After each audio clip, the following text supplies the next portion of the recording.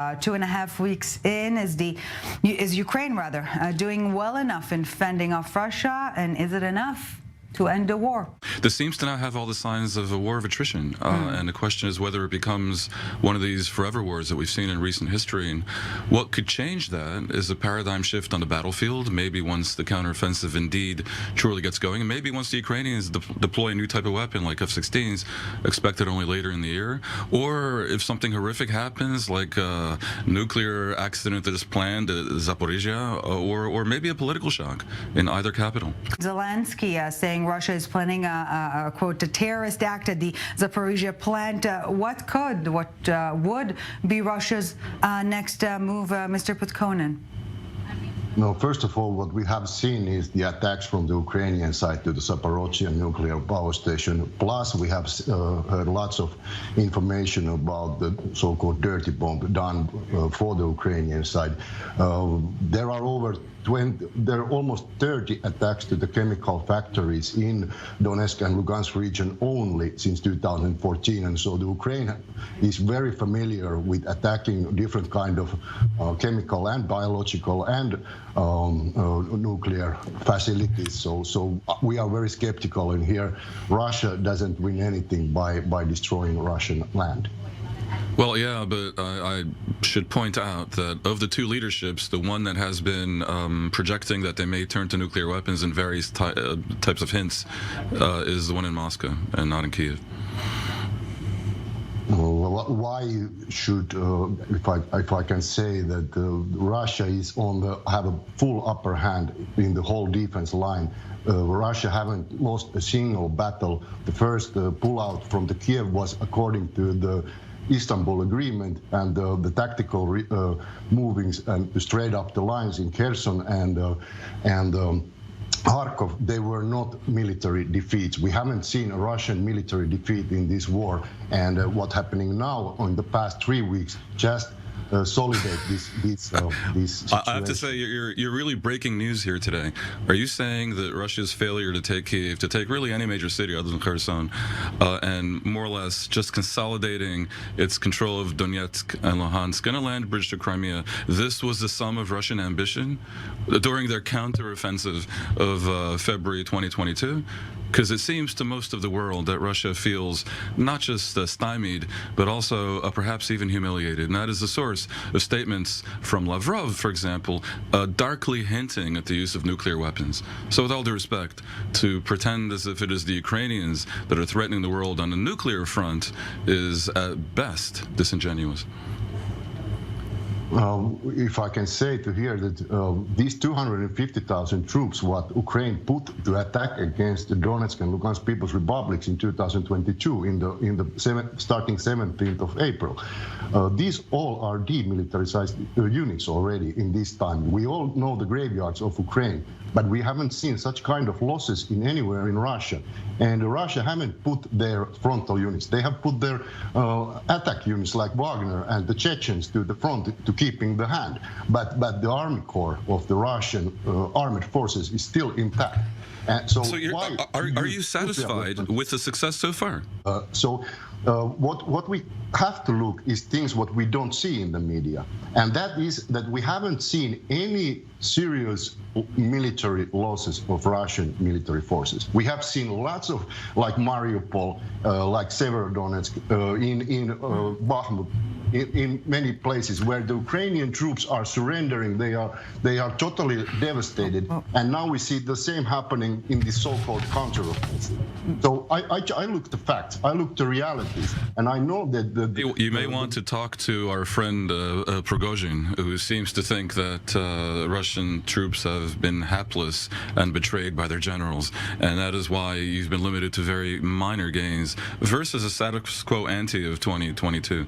But I have to ask this: if you're so pleased with the results so far, in a fictitious universe, which is not the current one, where you were offered to end the war with the current front lines established and Russia's control over eastern Ukraine and even Mariupol and Melitopol recognized, would that be enough for you? Would you favor ending the war? Oh, Of course, the geopolitical questions are not decided here. It was yes or no. Would you favor ending the war with the current lines established? Of course, it's the people who have to decide that. It's you cannot make a Because region. Russia's a democracy. No, of course, we have referendums here. Can money win the war? Money alone cannot win a war. You need people who are motivated to fight, and the Ukrainians clearly are. But even very motivated people fighting with sticks and stones are going to get mauled by your average military, even one as underperforming as the Russian has been in this war. So, I would say, yeah, it definitely was critical that the West mobilized as it did to provide the Ukrainians with money and weapons and signals and human intelligence and cybersecurity, by all assessments. And that itself can feed motivation in a circular fashion. Mr. Penchenko, I believe you would like to comment on that. Yes, the thing I would like to comment is basically to respond to what Mr. Budkonen has just said, that he has been referring to the 200,000 or 150,000 Ukrainian people defeated in attacks towards the so-called republics, that it almost seems like he learned some guidelines as to what to speak, because he has been referring to it so often. So this is all basically is propaganda, and part of Russian propaganda is that there are no men in Ukraine and the mobilization is forced and everything. Like, for instance, look at me.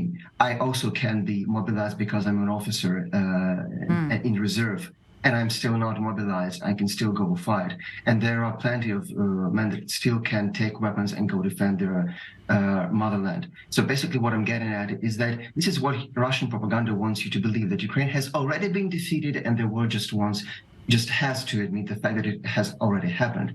But this is not the case, because otherwise these big political decisions, like the package of assistance that have been coming from the US, would not take place these days.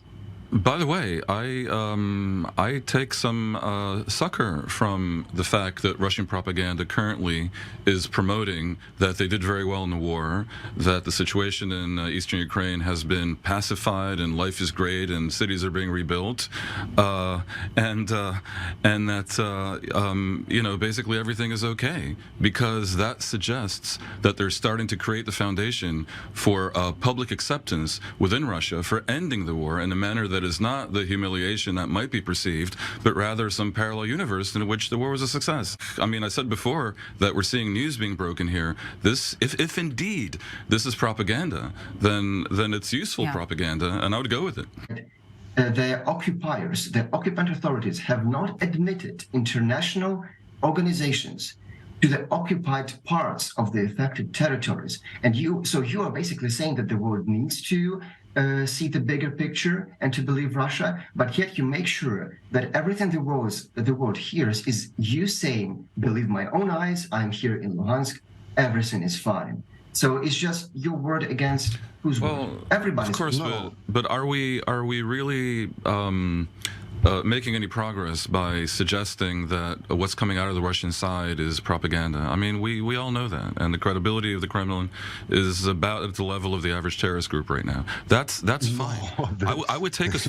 Come on, I would take us further. I would ask my Ukrainian friend if what we're hearing here is indeed preparation for a narrative that says Russia won the war and let's stop and freeze frame what we currently have, do you think there would be some willingness on the part of Ukraine to drop its maximalist point of view that it must recover every square millimeter of what was its territory, Crimea included, what was its territory under borders created by the Soviet Union that have almost no relevance to today? I'm asking you that on the Ukrainian side, because for most of this discussion, it kind of sounds like I'm debating with the Russians, but it comes right back to you if it turns out the Russians are prepared to end the war. And this again is a yes/no question. I wonder if you can answer it. Of course. Yes. So after the my question is for the Ukrainian, by the way. Yeah, Mr. Penchenko, very briefly, we're running out of time. Yeah. Yes, so my idea here is that Russia has been known to use euphemisms when it has been drawing away from the Kherson region, from the Kharkiv region. They call it regrouping everything. So they might be laying indeed groundwork for the possible negotiations. And the question is whether Ukraine is going to agree to them. Yes, a yes and no question to both sides appears to be everything but yes or no. Thank you, gentlemen, very much. 2 minutes, and we're back.